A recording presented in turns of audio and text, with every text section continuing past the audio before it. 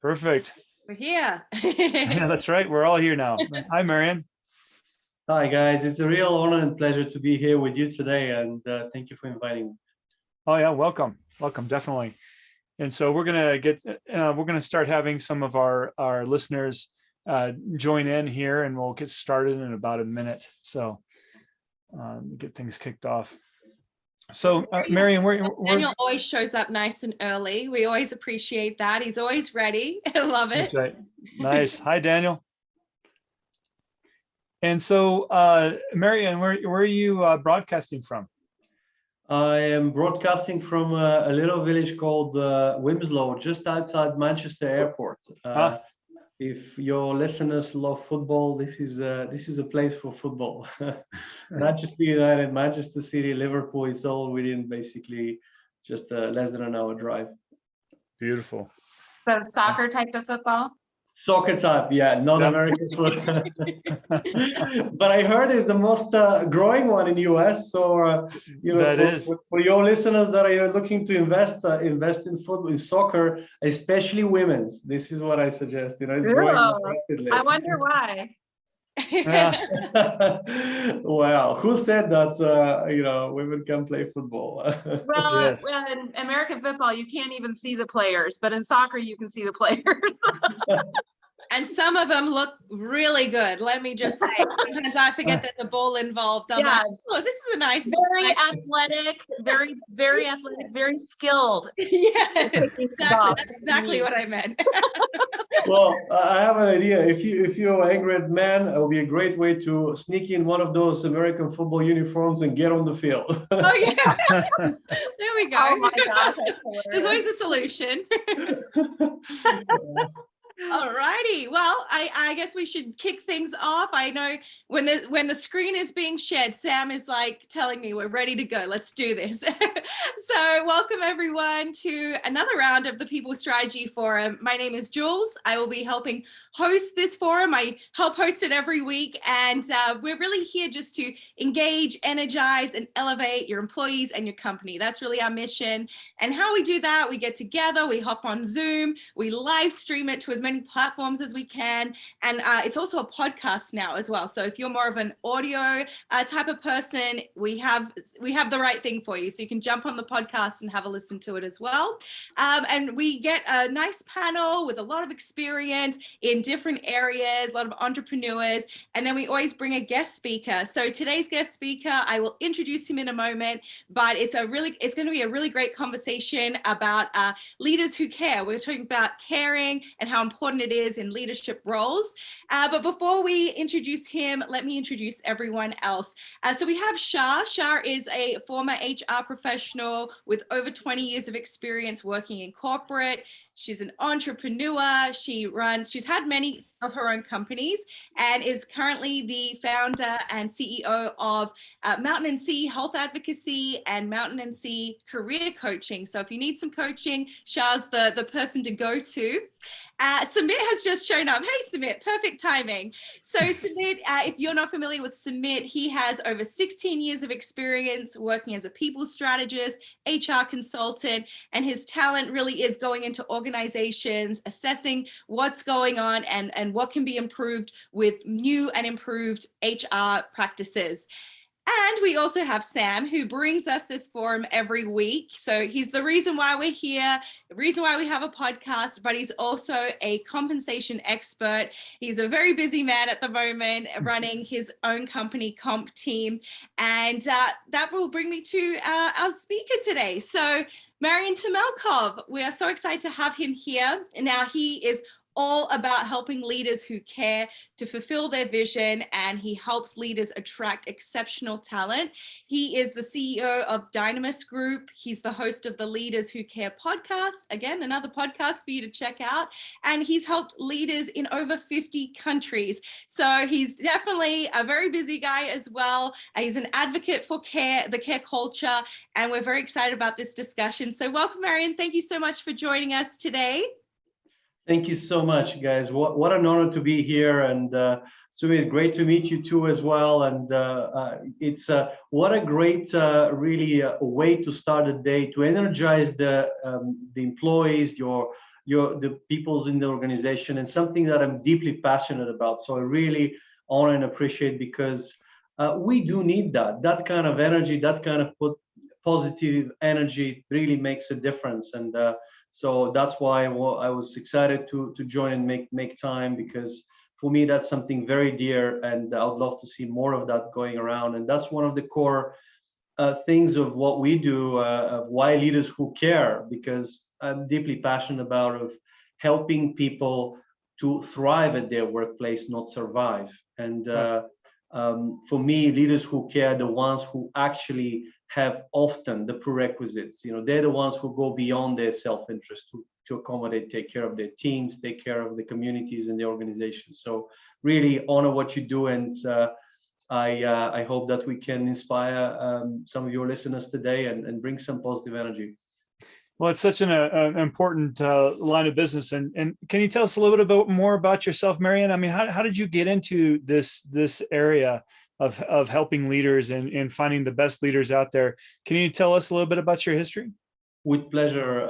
Where do I start? I was born in a beautiful part of the world in the Pyrenees Mountains in Bulgaria, surrounded by natural springs, mountains, and an hour away from a blue zone in Greece. It was fantastic, really, place to be born in an entrepreneurial family. But as a teenager, I was very curious and wanted to discover what's my purpose in life. So I decided to go around, explore the world, and leave that place. And I didn't know where to go, but UK was the choice that I've made, mainly because English was the language I could learn the fastest, and US was a bit too far, in Canada, and Australia was even further. So I thought, you know what, UK is the place. So at age of 16, I arrived here in the UK with no high school diploma. I don't know how they accepted me, but they did, and they lost my luggage along the way, and it was a challenge, I tell you, arriving here with no connections, no one but that was one of the most valuable experiences. And so I was grateful to the people that I've learned from the best. That was my strategy, because I didn't know how to write an essay. I didn't know anything really of what is it going to be like to study here. And but that inspired me to actually give back and go back to the community. Every time I was going back for holidays, I would bring a professor or some insight, or share something what you do in a way. You're sharing this insight and bringing those wonderful guests. But at that time wasn't so digital, it was more personal when you visit, and that's what inspired me to help a lot of young people. And that's how Leader Academy was born. We're helping more than 30 young people and coming over, and today the Academy have more than 3,000 people that have gone through it. But that actually inspired me to further transcend that, really thinking of and exploring what's next. And in addition to that, I almost went to investment banking, but I declined due to my curiosity, actually. And I think if you do what you do and love people, you got to be curious about them. You really need to know what really understand what they're passionate about. And curiosity brought me to what I do, and I started as a researcher 15 years ago, or more than 15 actually, back in 2006. And the company invited me for an interview, and I stayed with them and made a transition to consultant and the ranks, and went to managing partner. And 3 years ago, we did a buyout, and that's how Dynamics was born, with a team of the team followed as well. And it's always been kind of a journey to understand and grow of the level of impact when you start serving a company to from a more manager level all the way to the CEO. And but also what I was excited about is the level of the impact and understanding the innovations that are needed, and I think there's not really a great deal of care when it comes down to understanding the candidates itself, the candidate experience, something I'm really deeply passionate about, because we're placing people, and we want to see them thrive in their workplace. So that's what brought a lot of innovations in our field, and we've been piloting a number of areas. Apart from the strategic leadership succession, we've also been investing heavily in leadership due diligence, which is one of the very few companies in the world that we do that. at scale. And recently we had Theo Smith joining to help us with a neurodiversity at work, starting right at the top and helping millions of neurodiverse people to get access to work. So that's hopefully gives you a little bit of a story in a nutshell of how it all started. So you help companies find exceptional gifted talent, right? So and what is what there's a lot of companies out there that will find executives and so forth, but what draws or what makes your process different than those others in what you do? Great question. In fact, absolutely right. There's a lot of organizations out there, and of course, I honor some of them have excellent, really consultants. I'd say that really understand and they're very consistent with some of the value. What we do basically in what is important to us in our vision and mission is. We really, for us, it's not even the company.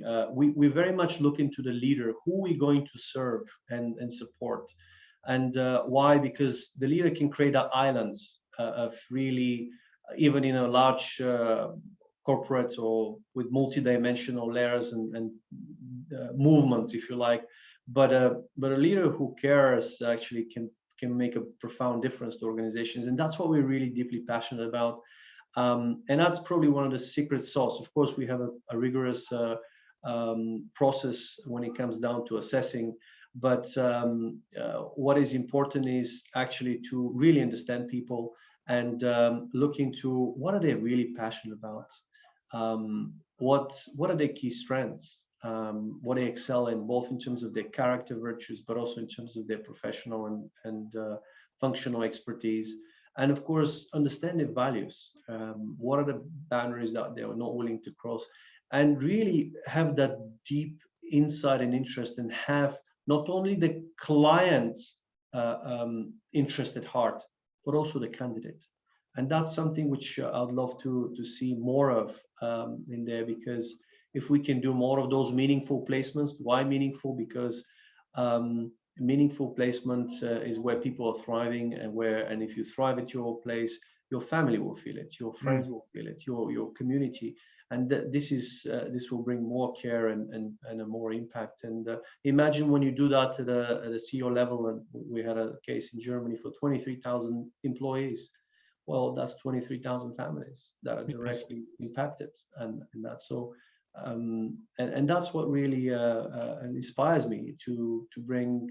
And I know that having had a privilege to talk to different leaders and exceptionally gifted talent, they're very sensitive to the way you treat your, not just the gifted ones, but generally how you treat your people.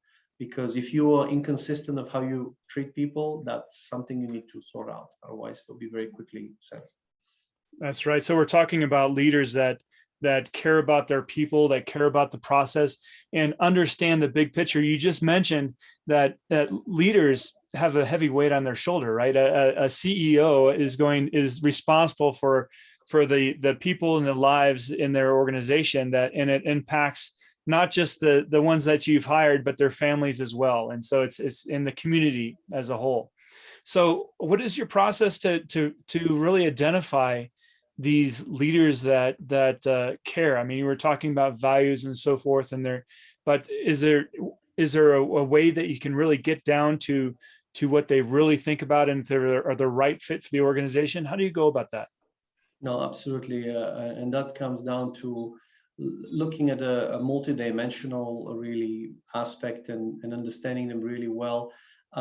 Often, of course, we do it through a 4-stage assessment process, of course, but what is important to us is when we look at someone, or when we talk to them and understand, that's obviously one of the stages that we do, is we want to find out and also encourage as well, because sometimes people, in order to really take care of others, you need to also take care of yourself. So really what is important here is to look at how is their lifestyle and there's a saying, you recognize them by their fruits. Look at how fruitful they are in not only in their business, but generally in their relationships and overall the families, how they are, how how they operate, their community, how they impact, the causes they support. There's many, what the employees say. For example, for me, a KPI for leadership is, if I ask one of your employees, and what would they tell me? You know, it's, would they talk about passionately about you and how excited they are to come to work? That to me is a KPI. What people talk about you when you're not around them. That to me is very important. I want to find out what is the vision? What are you? What is really the fruits? What have you achieved? Because often that's also indicative. And how will you take care of yourself? And in order to prosper in life, there's 5 key categories that people need to master. And I know that we're going to dive into those 5 key categories a little bit later in the discussion. But Sumit, I mean, tell us your perspective on finding great leaders. What are your thoughts there? I think it's important for leaders to care. And Marian, what you were saying, it just brought a funny story that I can recollect from about 15 years ago. So as part of a team where our manager was an absolute driver. He was phenomenal at what he did. He was a great person in terms of delivering results. We hated him because we felt, all of us felt like cogs in a machine, a well-oiled running machine, mind you. But we didn't feel respected. We didn't feel cared for. And this is almost a decade and a half ago when employee experience, employee engagement, they weren't fancy words on the horizon anywhere. It was more about the bell curve and delivering results and being rated as average, above average, or exceptional. We had some kind of an engagement survey, and I think all of us said basically the same thing, which was, we don't feel like our manager cares. So somebody took the person aside, they gave him feedback, and every Monday, the person set aside time, and the first couple of hours, he would have a one-to-one with all the teammates and talk about how was your weekend, how are you doing, is there anything that I can do to support you? On the face of it, sounds great. We began to dread Mondays even more, because when we were talking to him, you could see he wasn't interested in what you were saying. So he'd say, how was your weekend like? And then he'd be looking somewhere else, fidgeting with his phone, doing lots of stuff. You could see that he was kind of, somebody had given him a checklist. He was just ticking points off and saying, all right, spoken about the weekend, spoken about how you're doing. Now get back to work, start delivering results.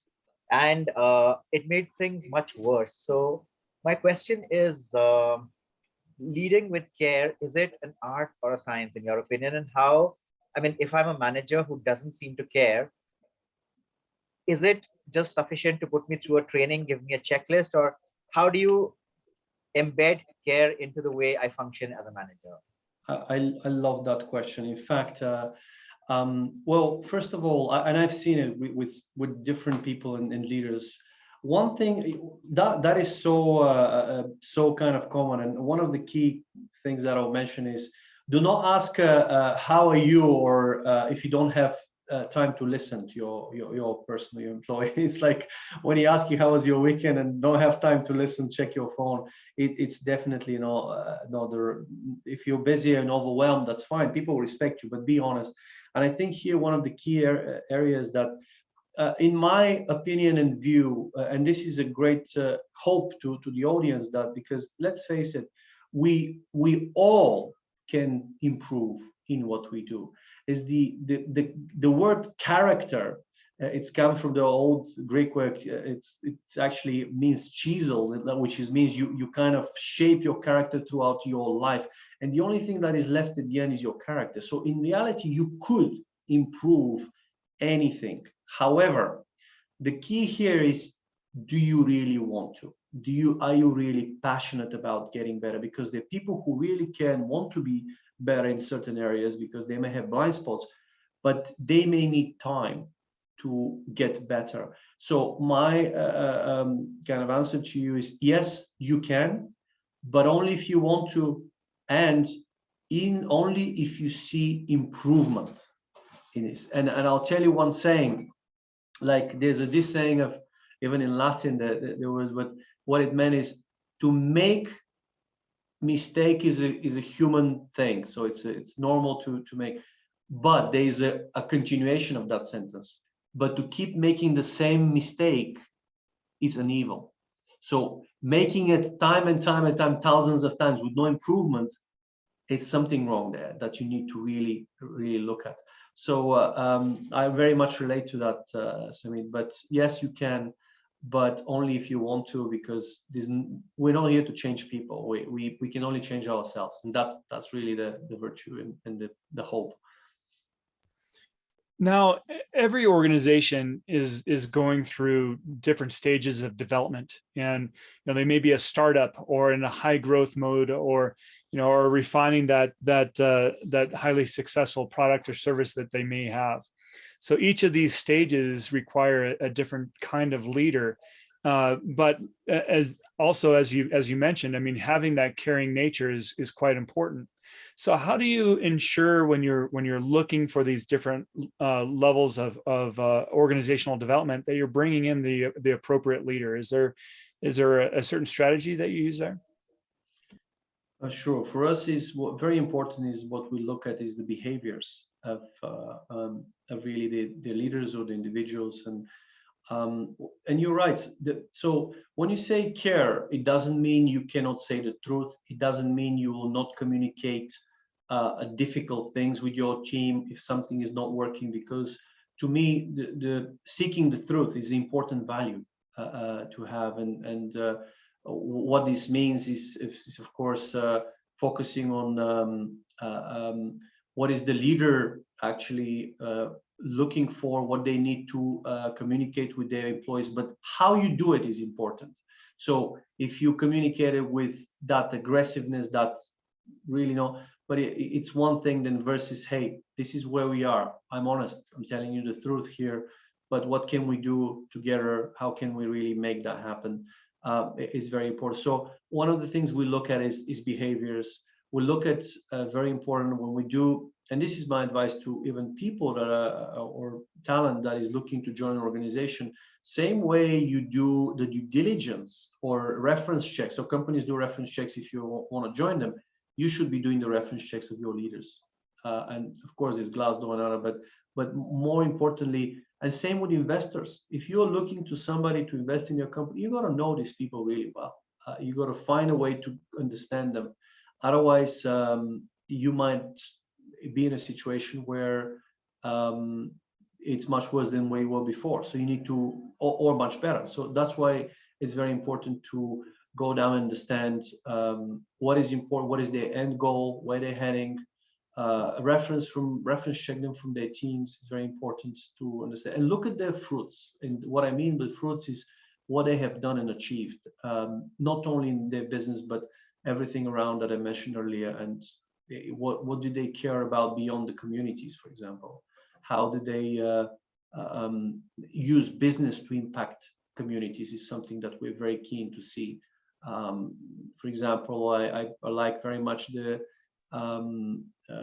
one of the CEOs of Moderna, who was actively developing and was part of the COVID vaccine, how they scaled in the COVID time, and they've done something exceptional from 800 people to 3,200 in 9 months. I mean, this is quite a growth, and they managed to roll it out, and he's done something exceptional. And what they do is they look at vaccines or diseases that may not be commercially viable to do, but they'll still donate to the foundation to develop it, and they'll guarantee that could save 200 or 300 lives a year. How do you measure a human life? That to me, these kind of behaviors are very important, and this is what some of the things we're looking at when we go into the process. In addition to that, of course, we want to understand what is important to them at this moment in time, as I mentioned earlier, in terms of their passions and also their key strengths, because also you need to make sure the leaders can excel in an environment that you're putting them into. Absolutely agreed. And I think the point you made about Glassdoor was absolutely great, because even without things like Glassdoor, word about poor leadership or leaders who don't care gets around, and vice versa as well. So another quick story that comes to mind is from, so there's, a recruiter called me a couple of years ago. They were looking for a senior position for one of the large consulting firms. And I just happened to ask, is this for a particular partner? And I named the partner. And the recruiter started laughing and said that a lot of people have asked me this, and I know what your next question is going to be or how you're going to respond, but we can work around that. So there's a particular leader who's got a really bad reputation in the market. I hadn't interacted with them at that point of time, but based on my network, based on people I'd interacted with, I knew folks in her team were absolutely miserable. And I mean, that feedback does get around even without Glassdoor. And it's stronger because when you only read about it on a third-party website, you're willing to discount it, saying all those unhappy souls must have gone there specifically to vent out. And maybe the ones who are really happy haven't given their feedback there.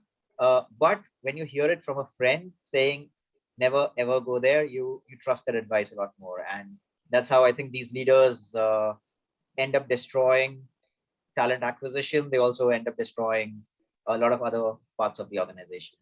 And you know what? How do you measure the cost of that? Because apparently some of the statistics shows that for every employee you lose, minimum you kind of as a cost you lose out or you miss as a company is $30,000. So, and that's only for a junior, but what about more senior people? So this is also that measurement is very important of the retention, the turnover of staff.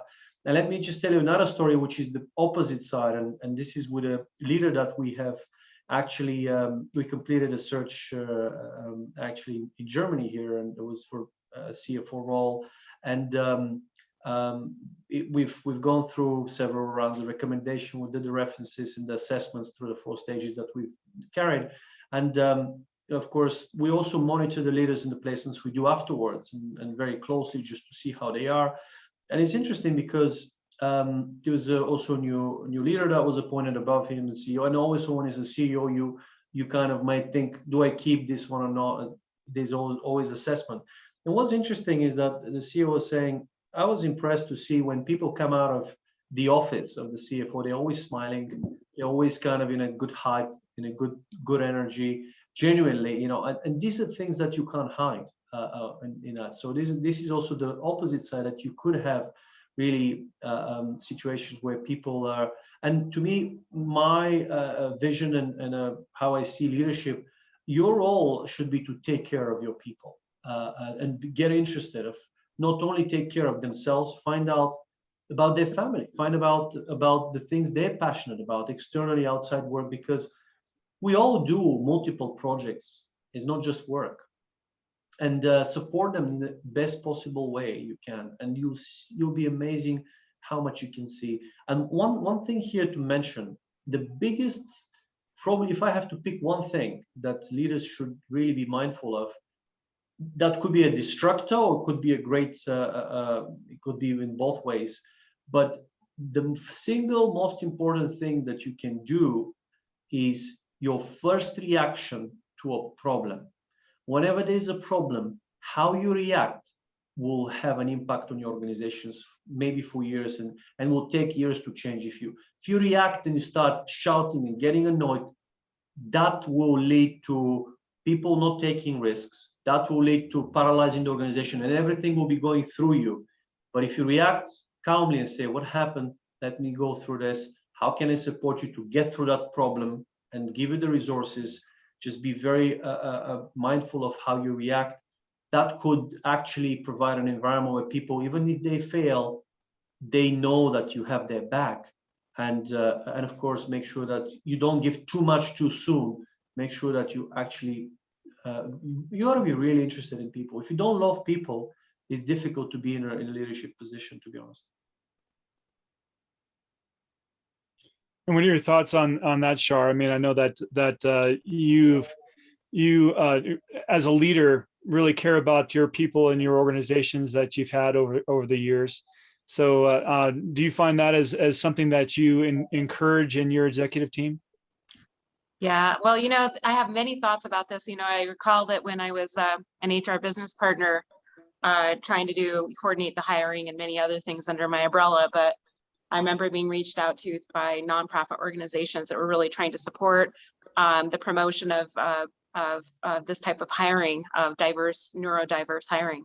At the time, I don't think I really quite realized the importance of it as much back then, over a decade ago. But it's interesting, when I went out and started doing my own businesses and my own hiring, I really had an eye-opener to this particular topic, because I volunteered briefly for an organization out of Boulder, Colorado, that was really about promoting neurodiverse applicants, as well as supporting them with job search, interview processes, and then also really promoting through companies how you could be a neurodiverse a proponent or advocate for these types of candidates. I was researching here, and you'll find this all over the web. It's there are a lot of organizations that are out there, and here it says SAP, Microsoft, JP Morgan, Hewlett Packard, Freddie Mac, Ernst and Young, and other major organizations, and they truly have neurodiverse type of programs that really promote this type of hiring and developing and supporting and reaching out to the communities. And I think that is so amazing from a reputation standpoint for these organizations to really jump in and appreciate that type of diversity, as well as other type of diversity hiring processes, and having these types of programs to make it more friendly to get through. I think, according to what I'm seeing here, the biggest challenge is getting through the interview process, is getting through the stigma that sadly is attached to hiring these types of candidates. So an organization really has to work at their culture about what is acceptance, what is really having diversity in that organization, and how do we truly support the leader to be more open to that process. One quick personal example I'll just say, and this is kind of funny. Everybody that knows me knows that I twirl my hair and stuff. I twirl my hair, I touch my face too much, all that jazz. No, those were kind of micro aspects, right? I look at my son, on the other hand, and sadly, he has the same type of mannerisms. And I'm like, he inherited that. It's interesting because my son has told me, and he's now 19, in the middle of college, he's told me, because he's very aware of himself, he says, Mom, I'm socially awkward. You know, I can't barely make eye contact, which is, you know, because I do these things. And he's actually talked to me about this. And, you know, I don't know if he's thoroughly diagnosed as neuro deficient, but I would say that he's also a genius, right? So he's a A+ student. He's going to be a bioengineer someday. My point is that even with the social awkwardness and all of those types of things, that many of us have these types of talents.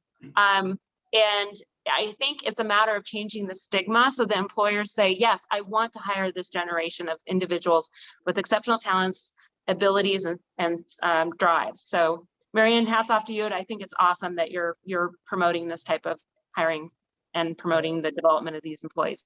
And one thing really quick before we get started here. So Marian, could you tell us what a neurodiverse candidate is for our listeners and what you're looking for there? First of all, thank you so much, Shah, for bringing this topic.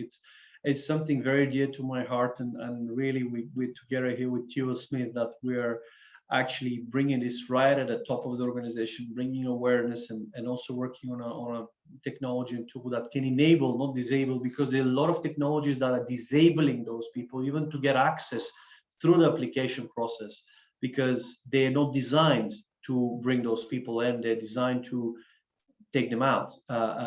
And if you think about, well, just to come back to your question, what a neurodiverse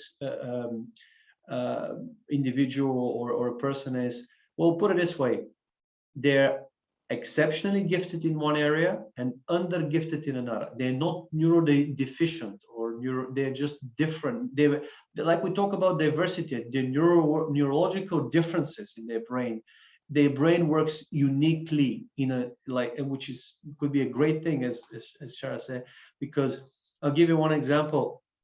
There was this talk that my partner was talking about here, Theo, and was saying, Theo, what do you think is the the accuracy when you talk about recognizing human faces, for example, from cameras or technology. And Theo went to this event and he said, well, actually the police is using technology because they can recognize it. And the percentage that actually that gets it accurate is around about 1% gets it right. And if you think about the neurodiverse talent, there's about 4 or 5% in the world have this gift, if I can call it this way, which is a gift, that they can only see a picture or photo, and not even the full photo, but part of photo. They just the way it's positioned, the face, the mimics, they will know exactly who that is. They can recognize it. Do you know what is the accuracy of that? But 100%. 100. So here's the thing, that still the technology is there, but the human brain is very powerful. So my message is actually to organizations, you actually employing 20% of your workforce is neurodiverse. You may not know it, or they may not know it, or not reveal themselves because they might be tagged with a label, they might be put in a corner, or they may have a family member or a child that may be neurodiverse. And this is so important to get to know really well your people, because if you make minor adjustments, minor, not major. So what does it mean? Well, find out how your people like to receive information, maybe not just reading. If you have dyslexia, that will take you ages to read something, but if you can hear and have a different way of watching, for example, and having those minor lights or different ways, accept that some people are neurodiverse. If you give them a plan, they'll follow it strictly. If you go to them on the same day and tell them to change it, they might feel stressed because you bombard their day. So just be mindful of that how they operate. And one advice that I could give to your listeners is do a small paragraph for every employee or person in the organization, which is very simple: how to work with me. Just a simple thing that says how to work with me. That will make a profound, because you get to know and encourage people to be themselves and say, please express, because if people are themselves, you will unlock enormous productivity. And if you know where to put them in the right places, in the right seats, and understand the systems that may be disabling them or preventing them to do well, you'll not only improve productivity, you'll retain talent and you attract talent, because you'll be one of those pioneers that actually can do this tomorrow, or you can make really a change and get interested. And of course, I would encourage you to get the book Neurodiversity at Work and start there. That's the minimum. But there's a lot of really, I'm very passionate to see more neurodiverse people at work where they're thriving, not surviving. Well, all this is very fascinating to me. I think as an HR executive myself, and sitting at the executive boardroom, and sadly, in sitting in many executive boardrooms that had a lack of diversity in overall general, it's almost like working with a bunch of, everybody has to have that stereotypical robot type of mannerisms. Have that professional, as they call it, business acumen is a big buzzword in the day. What is business acumen? Well, you have to be wearing, your suit, or your, women's suit, everything. You have to look a certain way. You have to have that eye contact, that communication aspect, and just a lack of awareness that is not bio or neurodiverse or even diversity friendly at all. And so I'm making a non-scientific study in my head right now, just talking to our youth, like my college age kids and some of the other younger generations. It appears to me, and I know Sumit will probably have a statistic here, but it appears to me that some of our younger population is way more open and friendly to the idea of working with a diverse population. So, for example, the LGBTQ community being more open to working with that type of population, being more friendly to diversity in general, and being colorblind, so to speak, you know what I mean? So I'm excited for the future. I think that talent management strategies needs to take on these types of tools, assessments, training, and development of your leaders to be more open and accepting, because I think the up and coming populations are not going to tolerate the ignorance and the bias anymore. And that's just my personal point of view. Well, no, you're exactly right, Char. I mean, the pace of acceptance and organizations is astounding, and it's wonderful. So it's I think, but it's also a challenge for those leaders and individuals to ramp up and stay up with that pace and understand the different language that's required and the behaviors and so forth. And I imagine that's part of that selection process that you're using and when you're looking at hiring the best and exceptional talent, Marian. But ensuring that people can be their authentic self at work is quite important. What are ways that leaders can communicate and you see modeled to where they can to ensure that people can show up as themselves? It is very important to actually achieve that at a workplace, and it's not an easy one to do. Often because especially when you have organization with many different people and beliefs and idiosyncrasies. And I think what is key here is that as a leader, you need to put a very clear message to the team and the organization that which links to the values that we're here, no matter what difference we have, we are actually here. And the first one, to respect each other. Respect means you are not to criticize for their beliefs, for who they become, who they are. Yes, it doesn't mean you have to agree with them, because let's face it, I mean, when you have those communities and different beliefs, that they may be different, but it's the way it's communicated is very important. And if this is communicated with respect, you got to set these boundaries that people are not violating that, and that's very important for organizations to thrive, so they can feel included and they can feel themselves. Otherwise, it's counterproductive. There is actually a correlation study and that is done, and some great CEOs have achieved that. I mentioned one earlier, and I can mention again the CEO of Logitech, Brackendown, is fantastic, and he's actually been, if you look at the growth of the company, it's been phenomenal.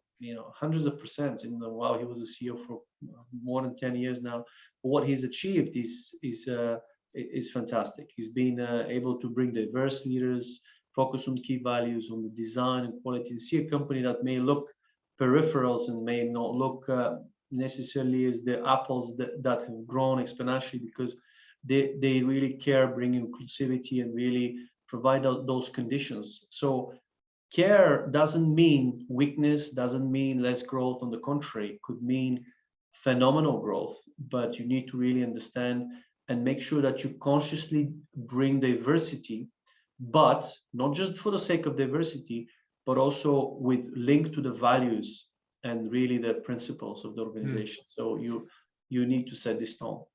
And I know that aligns with the 5 categories they were telling us about earlier about how to prosper. So can you take us through those 5 categories, Marian? With pleasure, actually.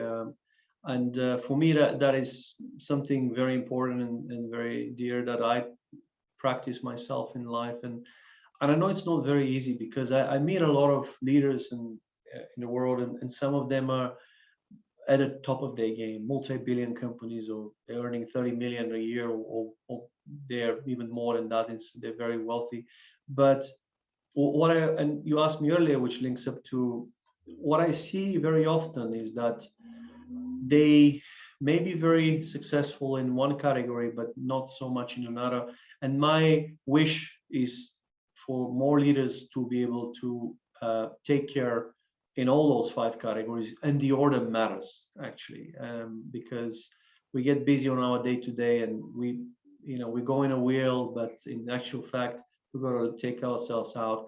So the number 1 category, that the first category that we need to take care in order to prosper in not only in our business but in life, is spiritual prosperity. Really, what does it mean? I mean, for me personally, I'll tell you what it means. For me, is basically looking back, and everybody has their own journey to do and go through, find out.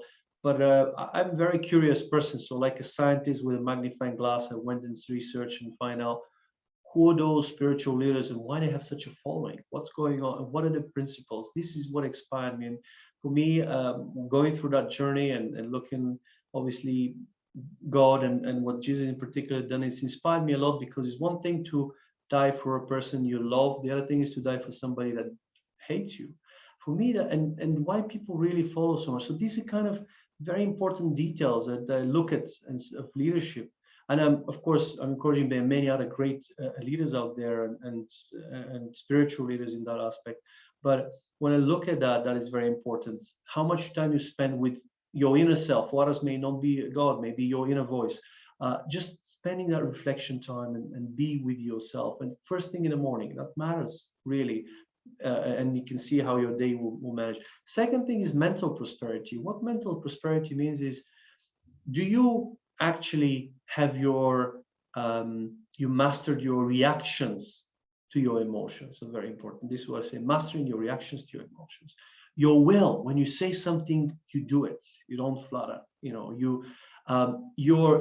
How sharp you are, your memory. These are things that are very important to prosper mentally. You're not having any anxiety, depression. This is called mental prosperity. And you got to take the same way you train your body, you got to train your brain. And this is very important that you really consciously do that. And the third one, and these always, the first three are internal. You work with your inner self. That's what the message is, not only for leaders, but also for all of your audience and listeners, because they apply for all of us. Is the third one is your physical prosperity. And here there's two major things. What your food, what you put, eating nourishing food will give you the energy and really longevity in your life. And training, your exercise will also help you to do that, because what makes you fit is not the intensity of one off to the gym for 9 hours one day, but every day or every other day for 30 minutes, for example. So these three are really important to have. The fourth category is financial prosperity. You need to make sure that, and here there's two ways you actually can prosper financially. Either you inherit and somebody win the lottery, or second, you actually solve a problem and you refine your value to the in a way that you no longer need it, but you've created systems and people that can deliver this teams for you. So make sure that you are exceptionally valuable to people that have problems that you can solve. That's what it means. And the final one is your relationship prosperity. That is super important. If you can only buy things with money, you're poor. Whatever money can buy, relationships can pay for it, guys. So make sure you take care of relationships with not only yourself, but your family. Bring delight before going home. Make sure you spend 15 minutes to plan, how can I bring lavish delight to my family? Could be small things, could be a flower, could be something my son or daughter likes, just little things, but do it consistently. And that will make a real, like you make the bread with a dough. That's how you should think of that, of those relationships. And start going after your family, take care of your team, and find out what they're interested, find out about their families as well. This is what I call, and then there's no limit to how much you can expand. The more, but the reason I mentioned the order matters, because if you don't take care of spiritual, mental, physical, you will not last. You can do it, but it will not be sustainable. So because the financial comes because of your serving. So once you take care of those three, we can go externally, and then you can take care of your relationships. So my message to your audience is, please, guys, take care of yourself and everyone around you, and no limit to how much you can care, but do it sincerely and really authentically. And that's really important when it comes down to. Yeah, exceptional. Go ahead, Shar. Oh, no, I just wanted to ask Sumit, you just sent the statistic that I was looking for. Sumit, I can't get it pulled up here. Can you share the statistic that you found? Sure, I was, so since you put that extra pressure on me by saying Sumit's the one with the statistics, I thought I'll look something up real quick. It was a study by a certain university in the US, and it basically says that the US is becoming less white, and people in the workplace or the race profiling is people who are 55 plus years of age. There's 75% of those folks are white, whereas post millennials, people who are under 18 years of age, they're the number of white people is just over 50% in the US, with more Black people, Asians, and Hispanics and other races being part of the demographic as well. So I think that points to the fact that for people in say our generation or a generation older, diversity is a plus. But for people who are joining the workforce today or who are looking to join the workforce tomorrow, it's as natural as breathing. I mean, you wouldn't say that we offer free air to people who walk into the office. So you wouldn't really say we pride ourselves on diversity, because it's being treated more and more as a given. And I think leaders who care would not say that diversity is our differentiating factor or inclusion is a differentiating factor. People would simply assume it's there. And in case you're not building inclusion, you definitely are not a leader who cares. Yeah, definitely a good point. I truly believe it's happening. It's not only just neurodiversity, gender, race, every other diversity topic out there. I would say even as a small business owner, I've really worked on my company to be as diverse as absolutely possible, from hiring individuals with neurodiversity as well as individuals that are paralyzed from the neck down almost, to the point of really accepting it. And our communities really appreciate seeing that we hire employees like that, because it only represents the communities for which we serve, that they see that we have diversity in our organization. So it's actually turned into a great return on investment that we invest in these employees and really take care of them. And employees really are looking for organizations that have that kind of open dynamic and are accepting. I think that's a core part of leading with care. Just as you just mentioned, it brings us a sense of awareness, right? So, I mean, as a lot of people that are not handicapped and so forth, and they walk through life or go through life taking things for granted. But then when you have a handicapped individual in your organization, it makes you become very aware very, very quickly. When you see a person struggle, it's something that you've taken for granted. That it brings that mental awareness that, hey, we need to do something here.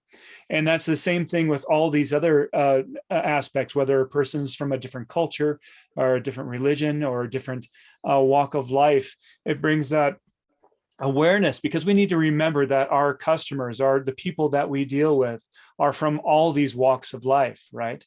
And so that only helps us be better leaders. It helps us be better businesses and so forth. So I imagine that is a big part of what you're looking at, Marian, in your when you search for candidates.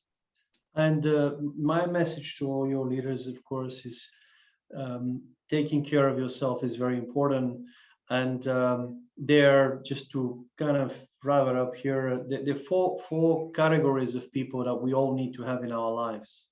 And the first category of people is, I call them the divine connectors, people that will connect you to opportunities, but they may not have the solution for you, and we all need them. The second category is people of influence, people that can, with one signature, can skyrocket you or can make a profound difference in your life. And they could be political, economic, social, any of those areas, of influence. And the third category is what I love talking about is exceptionally gifted talent, or people that they get the job done. It's not about the cousin or the relationship or whatever. These are people that's going to really make your life enjoyable, because you're not going to have to repeat the same thing 100 times. It's just they're going to fly, and you say one thing, they do 5 more. So these are the kind of people that but the last category is the most exceptional, the most difficult. They're probably endangered species, and they're better than gold. It's called the burden bearers. These people will carry your burden, like really they will be with you no matter what. If you get arrested tomorrow, they'll stand by yourself and say, hey, I'm with you. I'm bound by covenant with you. I'm going to help you out to get through this. I endorse you. And hopefully that's your closest, your wife. But if you have 10 of those people in your life, you're the luckiest person in your generation. So measure your success, not just in terms of how well you prosper in terms of your financials, but how many of those 4 categories do you have in your life? And the key is not, in order for those people to show up in your life, it starts with you. Ask yourself, who am I for the people around? In which category am I a divine connector? In which category for people I am for a person of influence? For who am I exceptionally gifted? And for who am I burden bearer? When you start actually be a destiny helper for everyone around you, the world will organize itself in a way that you get all of your destiny helpers to help you fulfill and have a victorious life and live a life full of passion and greatness. What a powerful message. Thank you, Marian. You know, I know that we are just about out of time here, so I'd like to a lot of our listeners are probably wondering more about this and wanted to ask some questions. But can you tell us, Marian, as far as how your organization can help our listeners out there, and a little bit about how they can contact you and the services that you provide? With pleasure. Thanks for this question, Sam.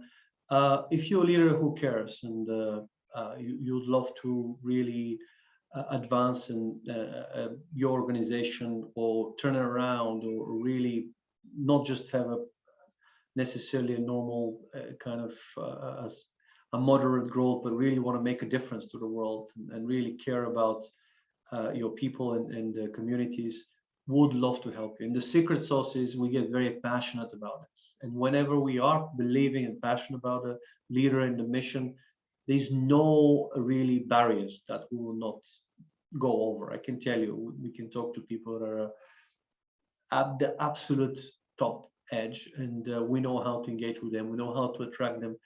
But the key here is if they really are looking, really believe, and they want to do something great, not only for themselves, but for the world and communities, would love to help. And they can get in touch with me personally, which is send either via LinkedIn, Marian, MP Temelkov, or send me an email at Marian at dynamicsconsultancy.com. I'm happy to share some best practices at the very least, or maybe even help them through the different services of executive search, leadership due diligence, or strategic succession, or neurodiversity at work. And so, Marian, you work with companies all over the globe, is that right? All types of companies? Yeah, absolutely. In fact, I'm just having a follow-up today with San Francisco, and then I had a lot of calls and engagements during that through Europe and Asia. Typically, morning is the Asian, and midday Europe, and US comes towards the evening for me. But also we have people, representatives also around the world, from San Francisco all the way to Asia. Perfect. Well, I do want to acknowledge our speaker for this next week. We do have a very special guest that will be joining us next week. It'd be Andre Bloom of the TMA method. So Andre is going to be actually joining us in Denver for a live cast. And so we also have a special masterclass that is going to be hosted there. So if you're interested in learning more about the TMA method and which is integrated talent management, please reach out to me. I'll send out an invite to all our regular listeners here to join our virtual session, which will be on Thursday of next week. So come join us there. So Marian, it's been quite a pleasure with this conversation. Has been so enlightening, and I really appreciate your time here. I mean, I think this is a very powerful message for leaders to hear across the globe, and leading with care is critical. And this day in our lives, and all that we've gone through and are continuing to struggle with in the past few years. So thank you for this very important message. No, pleasure, guys. Thank you. And I honor the work you do. And thank you for inspiring so many people. And I hope we've at least inspired one person today. And thank you for really taking the time. It's been an honor, and really appreciate the work you do, and wish your listeners a fantastic weekend. Don't forget, take care of yourself and everyone around you. Perfect. All right. Well, thank you everyone for joining us here on the People Strategy Forum. We'll see you next week. And once again, thank you so much, Marian. And you take care. We'll talk soon. Thank you so much. Okay. Thanks, Bye, everyone. Thank you, Marian. Bye, everyone. Bye-bye.